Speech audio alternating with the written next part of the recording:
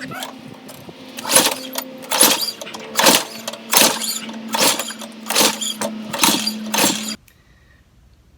it is, my broken snow blower that I bought it off of the Facebook market. I bought it because it's cheap, and the only thing wrong with it was just the starter cable that broke off from the starter coil. So I'm gonna try to see if I can replace this or reuse this one, put it back, use it as a starter again, and I can get this snowblower up and running again. And we will see. I never tried to work on this snowblower before. This is going to be my first time, and we'll see how that goes. Let's see if it's going to be a fix or a fail. Okay, first I think we're going to have to locate where the starter coil is.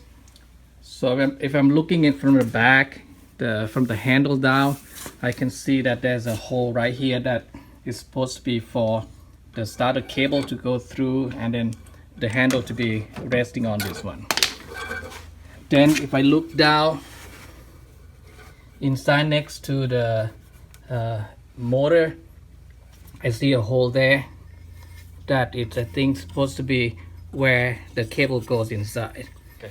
First I just tip over this small engine snowblower, and then I have better access to that starter coil right here, and I think it is about 8 millimeters size. So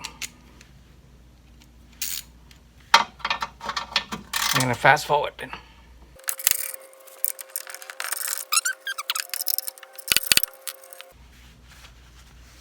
Okay, this is the last one. I'm gonna take out the bolt, and now I can put it out, and you can see what it looks like now. So the next thing is I'm just gonna have to figure out how this thing works. Okay, how it works is that in order for me to put it back here, I need to put the cable back and wrap around this spool, this wheel, for about three turns. So, and it is spring loaded. I need to make sure that I wide it to have a tension for about 3 rounds, and light up the hole where the cable is supposed to go in and where the cable is supposed to be tied, and then lock it here. As you can see, this is the old one. It's still there. I have to pull it out, put a new cable in, and tie the knot, and then leave it locked here. Okay, before I could put the cable back, I need to make sure that I clean this fray. So what are you gonna do? I'm gonna use lighter and see if that works. Put the lighter there, and then maybe use a hand or something to make it pointy.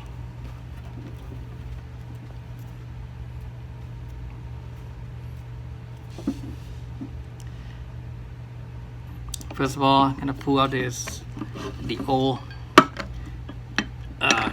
cable first. Here you go. Here, and I'm gonna slide, put the cable inside. Nope. Finally, you can see it right here. There you go.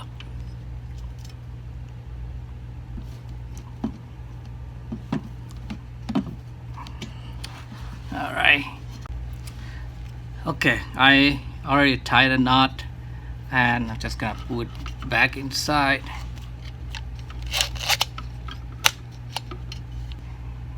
And now I'm going to release this screwdriver and see that it's gonna be pulled back.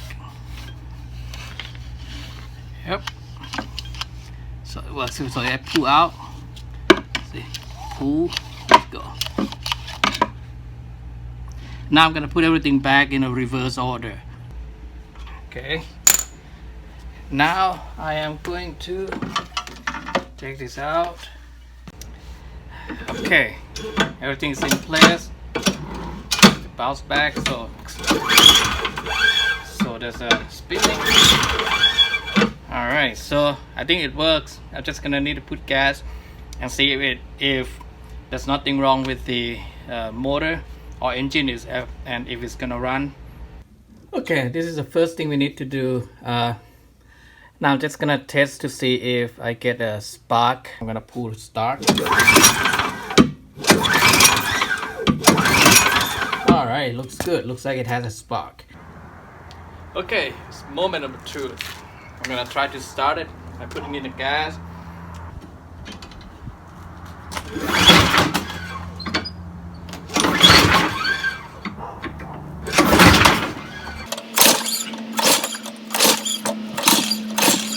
Alright, not started, so we'll see how this is gonna go. Gonna try to shake again. Well, the first attempt failed. So now back to square one is trying to get this thing to start. We knew that I knew that it got the spark because we tested spark before we tried it. The next challenge is just to try to see if there's anything wrong with the carburetor, and then sure enough it did. It was quite dirty inside carburetor, so I cleaned it up. One of the pilot the pilot jet was clogged up, so I had to kind of clean up just to make sure that there's a passage for the gas to go through that pilot jet. So I clean up everything. It looks like everything is clean now, so I hope this is going to work.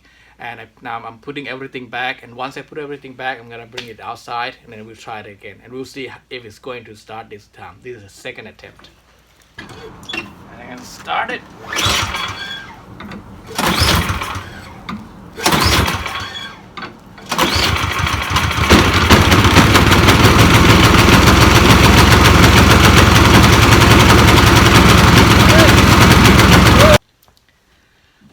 Oh well, now you see it, and now it's up and running.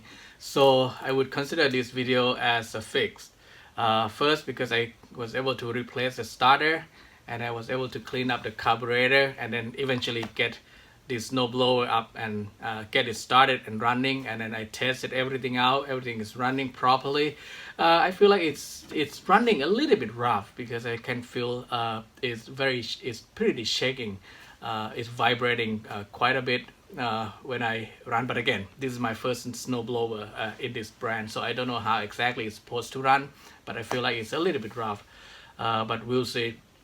Time will tell when I test it out with the actual snow, which I don't know when it's gonna happen. Maybe next season, maybe in the next few weeks. We'll have to see the weather, but I think this is fixed. What I'm gonna do next is, if I have time, is I'm going to try to run seafoam to clean up carburetor better, and if it doesn't help with the vibration, I may end up trying to buy a new carburetor and replace it. I think the new one is actually around $12 to $20. I found it on eBay, but I may just buy it and keep it, and if it doesn't work, I'll replace it with carburetor. And so now this is the end of the video. Thank you for watching. I have my snowblower to use in the next snow. Thank you.